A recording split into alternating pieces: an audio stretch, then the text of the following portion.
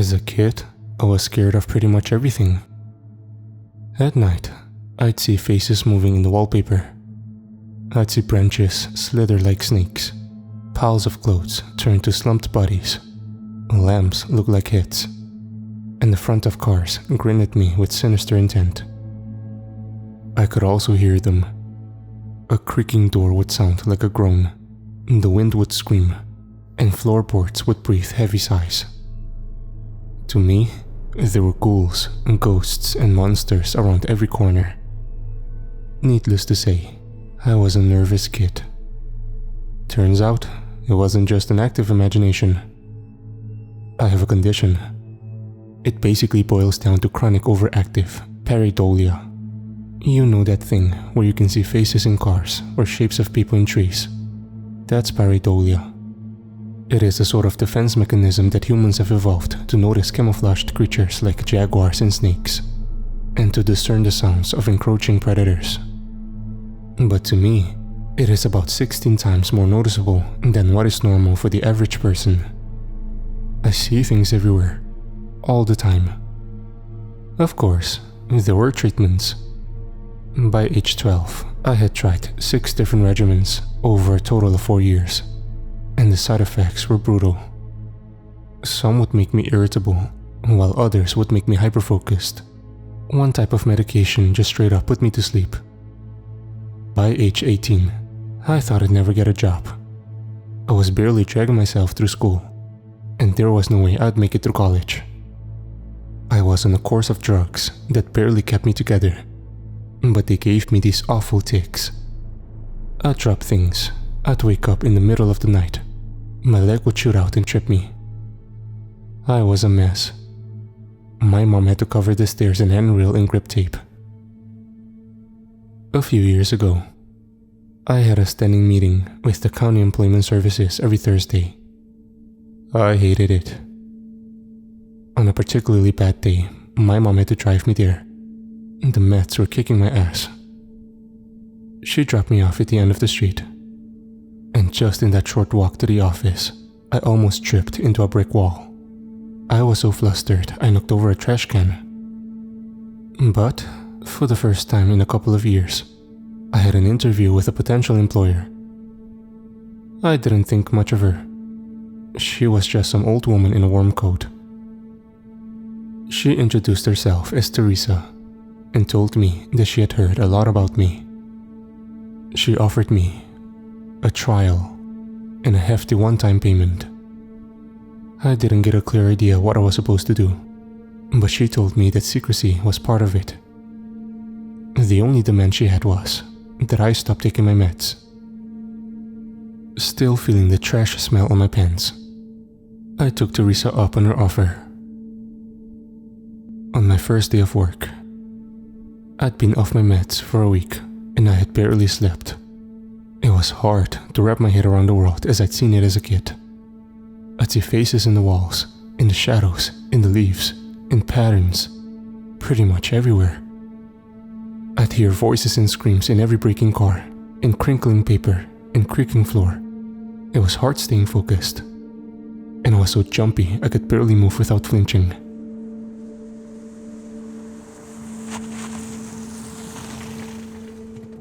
Teresa picked me up in a grey sedan. She was wearing a headset and kept looking over at the GPS.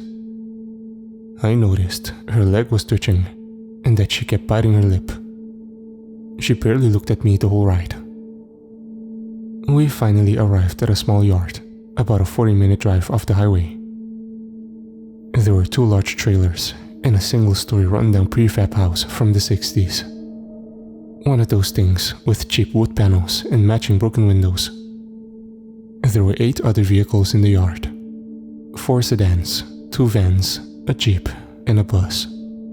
They'd set up warning tape, a command tent with laptops and an antenna, spotlights, and half a dozen crates covered with blue tarps. There were armed men with assault rifles, security personnel with handcuffs, and a couple of medics standing by with first aid kits and stretchers. I was swarmed as soon as I stepped out of the car. They fitted me with a headset, protective gloves, a heart monitor, and tagged me with a plastic ribbon around my left wrist. All the while, Teresa was just looking around, a bit of sweat stinging her eye. What are we looking at? She asked.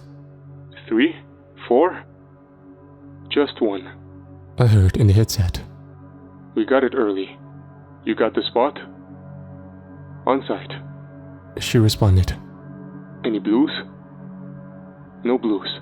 We're clear. Teresa finally turned to me. She faced me, put her hands on my shoulders, and talked slowly. This seems like a lot, she said. All I want you to do is to go inside, carefully, and tell me what you see. Why? I asked. What's in there? I don't know, she sighed.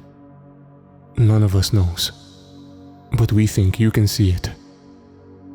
Is it dangerous? She shook her head. We don't know. We're trying to get to know them. There was a flurry of instructions. I had to sign a waiver. They took pictures of me from 6 different angles and took several blood samples. They even took a swab from my tongue, checked my eyes, and fitted me with a pair of safety goggles. Teresa took them from me just seconds later. Nothing around the eyes, she said. You need to see clearly. They asked me to approach the door while they were running some kind of diagnostic. Weapon checks, system checks, ready checks. It felt like we were launching a rocket. I could feel my legs shaking. I'm with you all the way, Teresa said over the headset. You can leave at any time. Just tell me what you see. And I really mean what you see. A countdown began. At 0, the spotlights turned on, and the entire yard turned into a soundless ghost town. Everyone held their breaths. It was my turn. I stepped inside.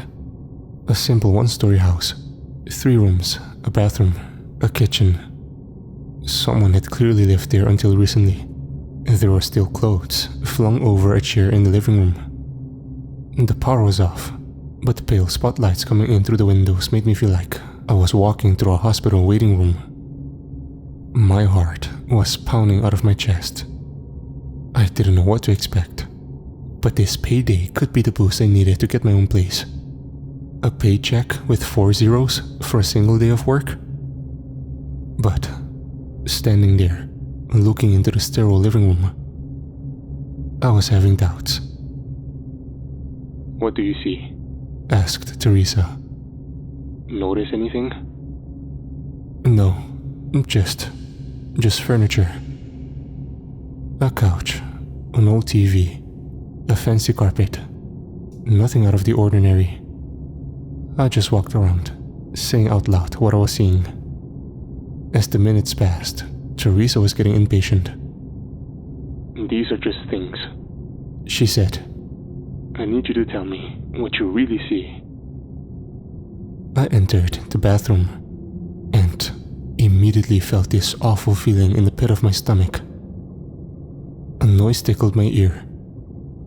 Looking in the bathroom mirror, I could see something moving behind me. In a heartbeat, I caught a glimpse of a pair of blue eyes.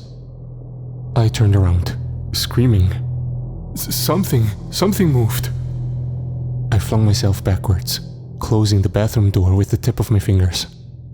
I stumbled, tearing down the shower curtains and crushing a cockroach, laying there with my feet in the air.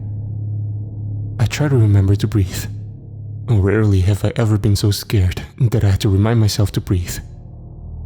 My fingers tingled with adrenaline. Tell me what you saw, Teresa yelled. What's in there?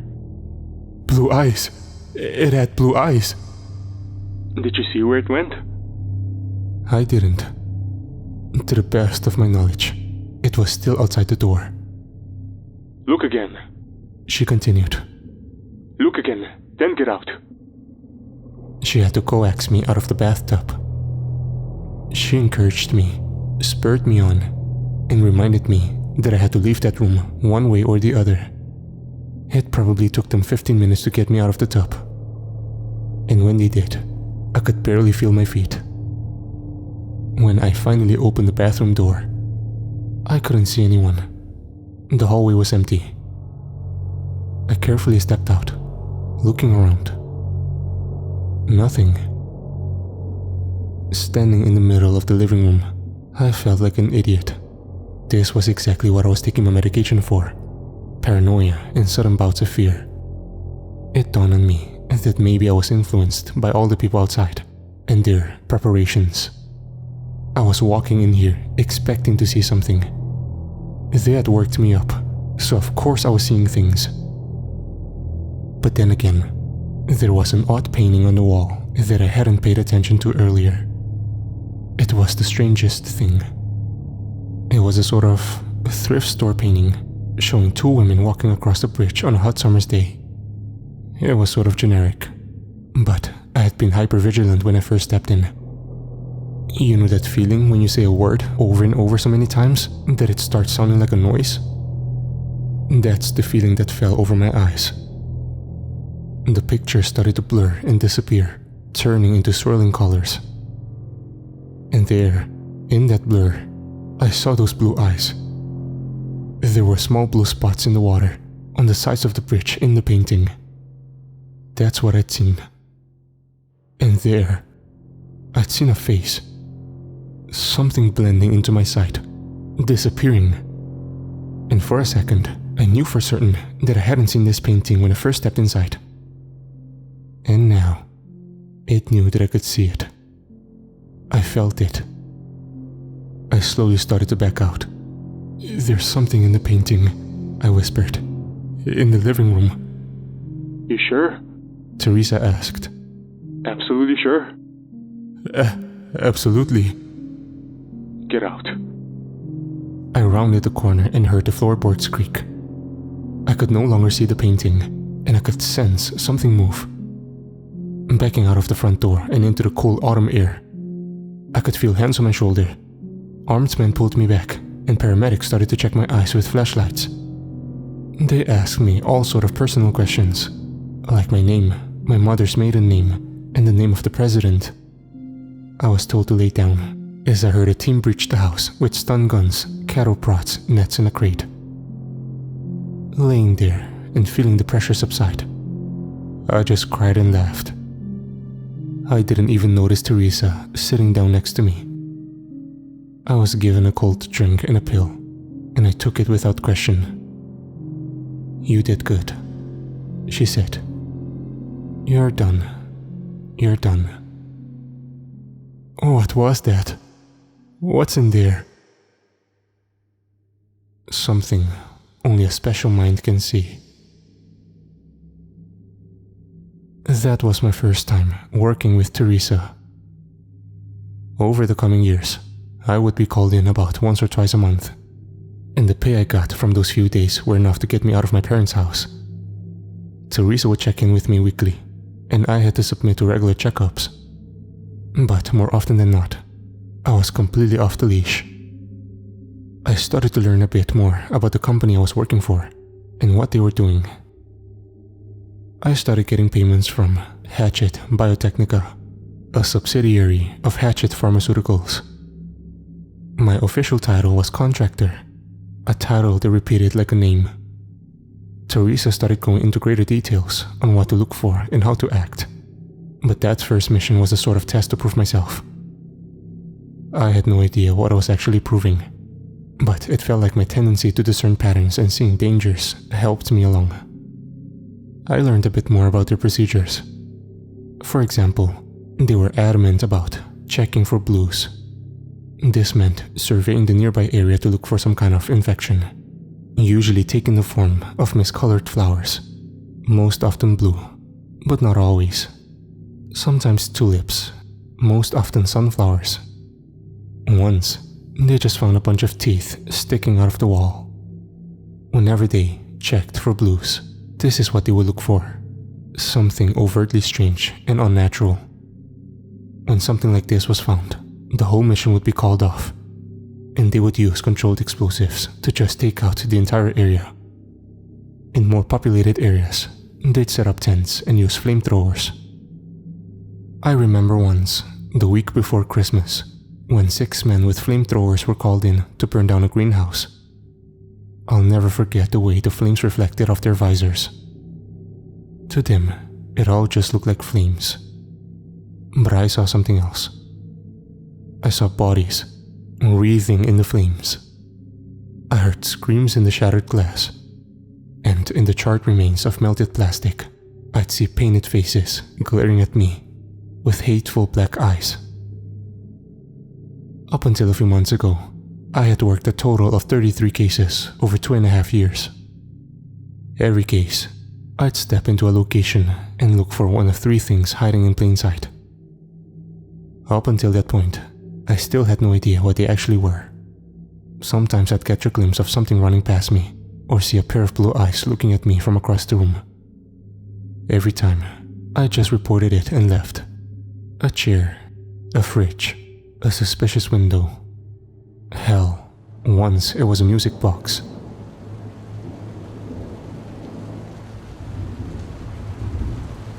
This time, we were just coming up to a house. It was a rainy autumn evening, and the area was already set up when we got there. I saw a for sale sign knocked over by one of the jeeps who'd taken a wide turn. I got suited up. Blood samples, plastic wrap, all that jazz. It was set up to be just another job. Although I was still nervous, I was getting better. "No blues?" asked Teresa. "None," said one of the armed men. "We're looking at a single tango." "You sure?" Teresa squinted. "First report said 6. Secondary reading says 1. We might have runners." "Notify the Galapagos," she sighed. "Put 'em on the hunt." She turned to me with a smile, tapping me on the shoulder. "In and out. You got this." "I got this. I got this." I repeated. "Yeah." Standard routine. Countdown. Spotlights. Game on. It felt like stepping onto a stage. As I walked through the door and saw my shadow stretch out across the floor, I felt like a hunter. That I was the one to fear, and that whatever stayed in this house tried to hide for good reason. The floor is crooked. I noted. Strange place. "You sure?" "Yeah," I nodded. "Definitely." I steadied myself and started checking the rooms one by one. I waited for that feeling to emerge. My eyes seeing through the obvious and seeing the picture beneath the picture. The blue eyes emerging from nothing, and the patterns of shadowy figures growing clearer. Just relaxing and expecting that feeling to wash over me was enough to put me at ease. But I could still feel a primal part of me tickling my nerves, expecting me to panic. But nothing happened. I checked the kitchen, the living room, the bedroom. There was nothing. Just a strangely crooked floor, empty rooms, and the echo of my own footsteps. An empty guest bedroom with a single window. Through it, I imagined scowling faces in the trees outside. 20 minutes passed, and I got nothing. I reported to Teresa, and she assured me we were still getting readings from inside the house. Something was still in there with me, but I hadn't seen anything. I went through cycles of denial, fear, and anger, over and over. What was I missing? Finally, I just sat down in the middle of the living room floor. I scratched my eyes, sighed, and tried to relax. "Teresa, I'm not feeling it. Are you sure?" There was no response. "Teresa?" "Yeah." She responded, absent-mindedly. "Yeah, no, we're good. Hold on for a minute." "We're good?" I asked. "What do you mean we're good?" Again, no response. I stomped around for another 10 minutes before I went up to a window facing the front yard. It was hard to see through the glare of the spotlight. "Teresa, I'm coming out. The place is empty." As soon as I opened the front door, I saw 24 faces fixed on me. Maybe they were surprised to see me, but I got the sense that there was something else. I could tell something was off. They all looked at me with strange expressions. Some neutral, some smiling ear to ear. One of the paramedics just stared at me with slack-jawed terror. It was as if they didn't know what to feel or how to express it. A hole sunk through my stomach. I got that hollow feeling as my eyes glazed over, like I was staring at something false, something hiding in a pattern. This was the sense I'd been looking for inside, and now I was feeling it. In the far back, I saw Teresa. She stepped out from behind a jeep, smiling ear to ear. Behind the shape of her face, her eyes emerged, glowing with a cold blue. One by one, their eyes flared up in a blue glow. And there, in a moment, my paranoid sight registered human-like shapes in the grass around them. Headless, mauled bodies, imposters, lookalikes, mimics, nightmare beings having tricked us into a trap. One by one, smiles started creeping across their faces. Rows of impossibly sharp teeth hiding long tongues, their fingers growing longer, their necks elongating. They were losing their disguises and facing me, head on, unafraid. Nothing was said out loud, not a word. But to me, it was as if the wind itself was screaming for me to run. I slammed the door behind me and ran. Faces were coming out of the walls, door handles turning into hands, grasping at my clothes, my distorted face reflecting in windows and mirrors with jawless grins. I couldn't blink. Every heartbeat, a new horror forced my eyes open. There were more doors than I remembered. There were more windows than there should be. The kitchen suddenly had a skylight, and there were 4 fridges. Countless paintings had appeared in the master bedroom, depicting cruel and blood-drenched horrors. They were already here, trying to surround me, and my mind was racing to remember what was real and what wasn't. Rushing to the back of the guest bedroom, I remembered there being only 1 window. Now there was 2. I had to roll the dice, take a guess, do something. As I grabbed the window frame, I imagined teeth slamming into my hands, tongues licking across my palms, white smiles sating their hunger. But this time, it was just my imagination. I burst through the window and took off running into the woods. Through the night, I just kept going. My chest hurt from holding the screams in. Without my medication, everything in the dark looked like something reaching for me, trying to eat me, trying to grab me. Creaking branches sounded like laughter, and howling winds were screams. I must have run for hours when my foot got caught between 2 rocks. As I tumbled to the ground, twisting my ankle, I saw them descend on me. I felt their fingers scratching me. I writhed on the ground, screaming for them to just let me go. To just please let me go. But after a few seconds, I realized I had just scratched myself on the underbrush. There was no one there. I was safe. I broke down crying, trying to ignore the twisted face reflecting off the full moon above. Eventually, I made my way home. There were no messages waiting for me. All my work numbers had been taken offline. All ways to contact them were just gone. And there were no info on the firm that hired me. Hatchet Biotechnica exists only on paper. There's no location, no contact info, and no names attached. It's all a front. I haven't heard from Teresa since. I think that whoever I've been working for have just assumed I'm dead.